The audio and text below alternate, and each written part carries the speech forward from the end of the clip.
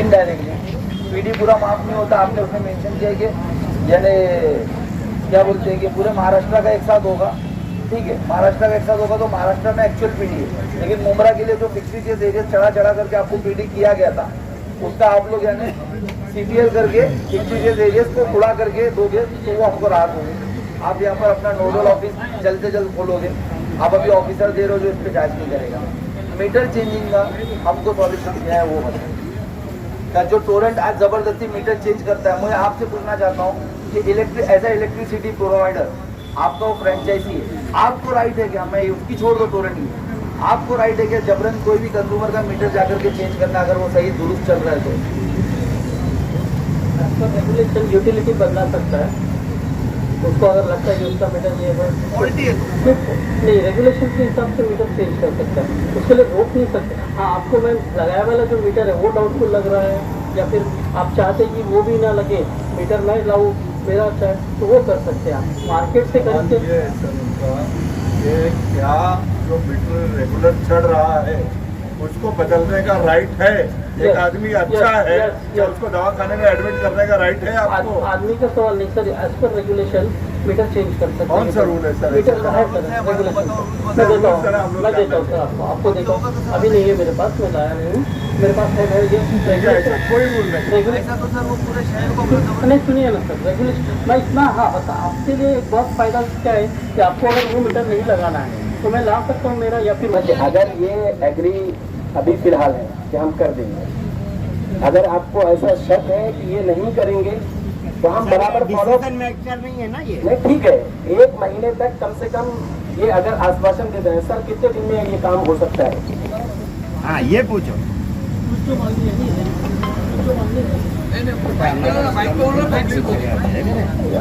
कुछ जो मांगनियाँ है उसके लिए समय नहीं लगेगा, वो जल्दी से जल्दी हो जाएगी, वो 1 महीने के अंदर में होंगे। कुछ मांगनियाँ है उसके लिए 2 महीने लग सकते हैं।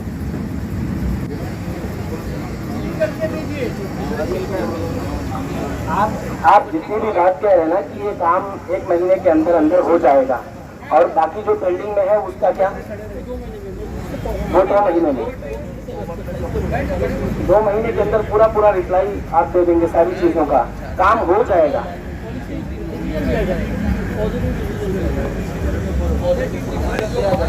अभी फिलहाल जितनी भी चीजें आपने कही हैं वो सिर्फ ऑन पेपर अभी फिलहाल इसी तरीके से।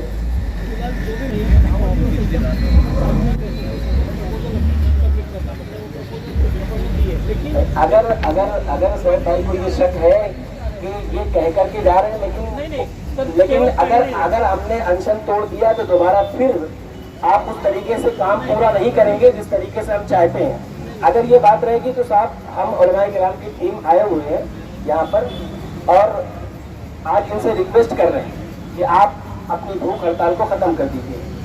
रमज़ान के एहतराम में हम इनसे रिक्वेस्ट कर रहे हैं, लेकिन इनको ये शक है कि अगर हमने भूख हड़ताल इनकी ख़त्म करवा दी तो आप काम पूरा नहीं करेंगे। अगर ऐसा हुआ सर तो मैं साफ कह रहा हूँ कि उलमाए किराम की पूरी टीम के साथ में रमज़ान के बाद दोबारा फिर से बैठूंगा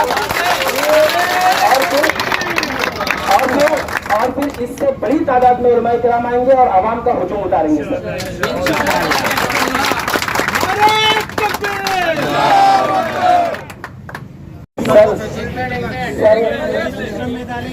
जो आप वादा कर रहे हैं, जो आप वहाँ से बातें लेकर के आए, जो वादा आप कर रहे हैं, अगर आप वाकई में पूरा करने की नीयत के साथ में आप यहाँ पर आए हुए हैं तो आप यहाँ आश्वासन दे करके आइए, यहाँ से जाइए। अगर आप नहीं कर सकते हैं सर तो फिर हमारा इस तरीके से रिक्वेस्ट करना और इनका यहाँ पे भूख हड़ताल यहाँ पे जाया नहीं जाना चाहिए। ये हमारे शहर के हैं और शहर के हमारे एक एक बंदे की जान की कीमत है, हम इस तरीके से जान गंवा नहीं सकते किसी की। अगर दोबारा फिर इस तरीके से हुआ तो अभी तो आक्रोश आपने बहुत कम देखा हुआ है, इससे बड़े तादाद के साथ में हम यहाँ पर वापस बैठेंगे और फिर अंजाम क्या होगा, किस तरीके के हालात पैदा होंगे वो आपको झेलना है। तो मैं इसलिए कह रहा हूँ कि इस पूरे शहर के अंदर बहुत से लोग हैं जो इस मसले से जूझ रहे हैं, वो आप तक नहीं पहुंच सकते हैं, लेकिन अगर थोड़ा सा उलमाए किराम ने अगर इशारे दे दिया तो बड़ी तादाद में रोड पे उतर सकते हैं सर। तो ये अब तक हमने इसके अंदर इंटरफेयर नहीं किया था, लेकिन अब उलमाए किराम इसलिए महसूस कर रहे हैं कि 10 दिन से हम इनको भूख हड़ताल पे देख रहे हैं तो रात की हमारी नींदें हराम है कि हमारे शहर का एक बच्चा या एक नौजवान इस पूरे शहर के आवाम के लिए यहाँ पर अपनी जान कुर्बान करने के लिए तैयार है और महकमे पे डिपार्टमेंट पे छू तक भी नहीं रहेगा। तो अगर इस तरीके की अगर सर्दमोहरी और इस तरीके से ठंडापन दोबारा देखने में आया और 1 महीने का जो आपने आश्वासन दिया उसमें नहीं पूरा होता है, हम आज रिक्वेस्ट करते हैं सर भाई आप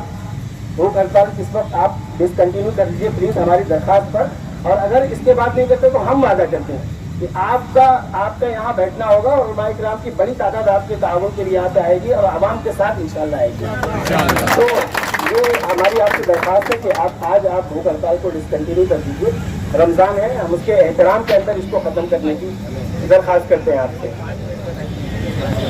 तो लोग ये खुद कह रहे हैं कि आप इस वक्त में भूख हड़ताल खत्म कर दें, नहीं होगा तो ईद के बाद इंशाल्लाह फिर तो यहाँ शाहीन बाग जैसे एक मंजर बनेगा फिर, और फिर वो सारा ऐसा होगा, इसके जिम्मेदार ये खुद होंगे, हम लोग नहीं होंगे।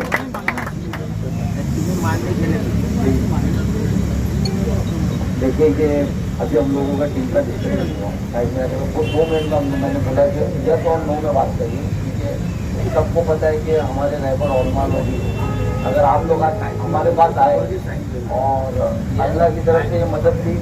कि ऑफिसरों का भी वो टाइम पे आना हुआ, माइक ऊपर ले लो, आप ऑफिसरों का भी वो टाइम पे आना हुआ और आप लोग अगर आए तो हम लोगों को अगर आपने बोला है आप बोल देंगे यानी इसके बाद जो होगी वो करना, तो मैं सिर्फ और सिर्फ मेरा अल्लाह बेहतर जानता है कि मैं इनकी मांगनियों पे नहीं, मैं सिर्फ आपकी इज्जत कर करके अभी हम लोग हमारी भूख हड़ताल को थोड़ा रोकेंगे। आपने हमसे पहली बार हमसे कुछ बात की उसके लिए, लेकिन साथों साथ आप लोग ने जो कहा है कि अगर ये मांगनी 1 महीने के अंदर पूरी नहीं होती है तो भी वो 2 महीना बोले, सर मैं एकदम क्लियर कर दूं, मैं हमारे उलमाओं की इज्जत करके कर रहा हूँ, क्योंकि हमारे को पता ही है बचपन से हमको कि हमारे रहनुमा ये बोलने पे चलना है और जो भी रास्ता बता दो उस पर चलना है। लेकिन अगर 1 महीने के अंदर आपने 2 महीना बोला, हम 2 महीना नहीं रुकेंगे, हमारा रमजान का वफ़ा है, हम वो रमजान के वफ़े तक रुकेंगे। अगर रमजान का 1 महीने के अंदर आपने जितनी मांगनी हमको बताई पूरी नहीं हुई तो इंशाअल्लाह ताला जो हम 5 लोग भूख हड़ताल पे बैठे थे वो तो बैठेंगे और उससे ज़्यादा तादाद में भी लोग बैठेंगे। और मेरी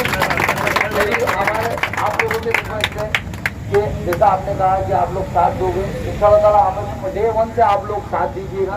हम इंशाअल्लाह ताला आप लोगों के बोलने पर सर बिल्कुल साथ देंगे, क्योंकि ये किसी पार्टी विशेष का मसला नहीं है, मसला हर एक शहरी का है, उसकी परेशानी क्या है, उसकी प्रॉब्लम का है। एक तो जरिए आमदनी बिल्कुल नहीं है और लोग परेशान हैं, उनके पास पैसे नहीं है, ऊपर से इस तरीके का जुल्म होगा तो सर हम वो कौम है उलमाए किराम की जिन्होंने अंग्रेजों को यहाँ 150 साल हुकूमत करने के बावजूद यहाँ से भगा दिया, तो हमारे लिए पेरेंट्स को यहाँ से भगाना कोई आज बहुत मुश्किल काम नहीं है, इंशाल्लाह वो काम भी करेंगे। लेकिन आज जो दरखास्त किया है मौलाना मुशर्रफ साहब,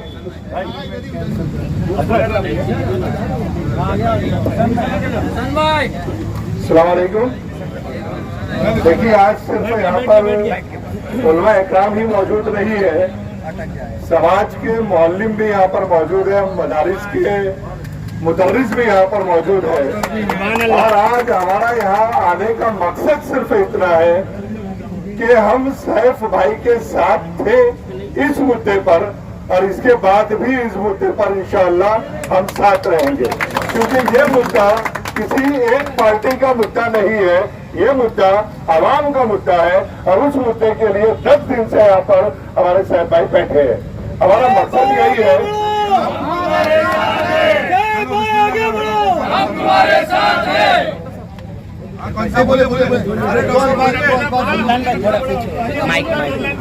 बोला काजी साहब,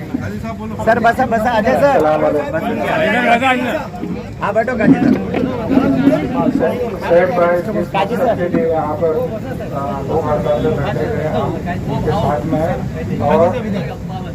इंशाअल्लाह उनकी जो मांगे हैं वो पूरी होने तक हम उनका साथ देंगे।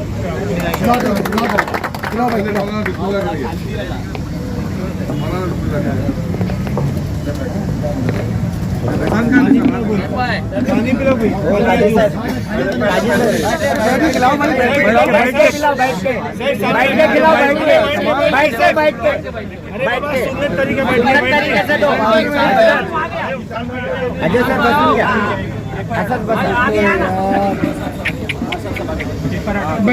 सर बसा लवकर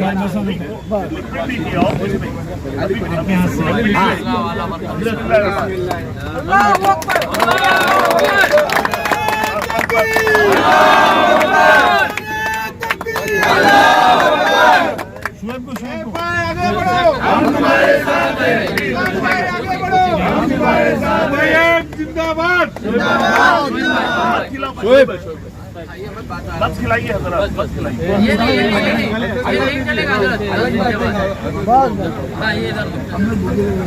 चलो चलो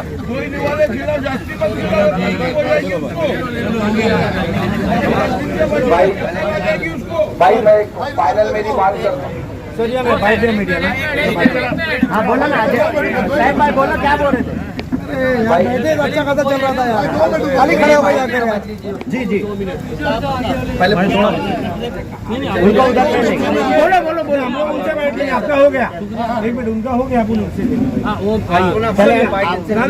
बोलिए बोलिए भाई मैं आज करीबन पिछले 10 दिन से हम लोग यहाँ भूख हड़ताल पर है और